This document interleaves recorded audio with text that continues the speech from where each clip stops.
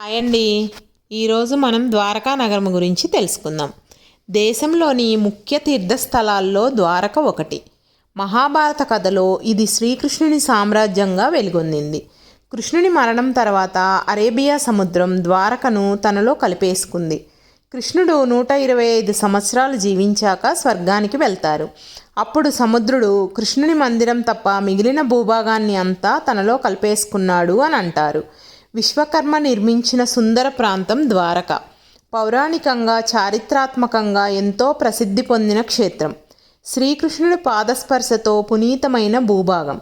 ద్వారకా నగరం శ్రీకృష్ణుడు 5000 సంవత్సరాల క్రితం స్థాపించిన పురాతన నగరం. అలాంటి నగరం సముద్ర గర్భంలో కలిసిపోయింది.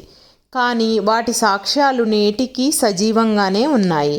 అరేబియా సముద్రం గోమతీ నదీ సంగమం దగ్గర ఏర్పాటైన విశ్వాసం, చరిత్రను తెలిపే నగరం ద్వారక.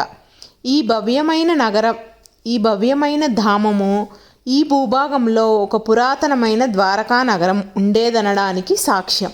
ఎందుకంటే ఆలయ చరిత్ర చెబుతోంది. ఆ పవిత్ర పౌరాణిక నగరం సముద్రంలో మునిగిన సమయంలో దీనిని నిర్మించారు.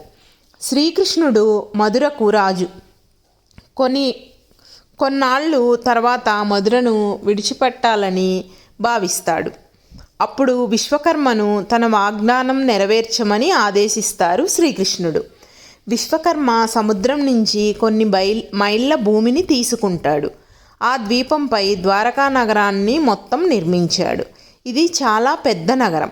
శ్రీకృష్ణుడు మరణించిన తర్వాత తన భూమిని సముద్రుడు తీసేసుకున్నాడని భగవత్కథ. ద్వారక యొక్క పౌరాణిక సాక్ష్యము విష్ణు పురాణంలో వ్రాసిన ఆధారాల ఆధారంగా ద్వారక 12 యోజనాల వైశాల్యం. 12 యోజనాలు అంటే 144 కిలోమీటర్లు అని చెప్పబడింది.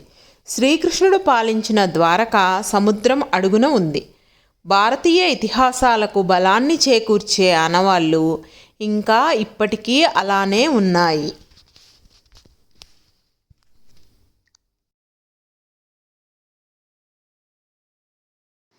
నా వీడియో నచ్చితే please like, share and subscribe.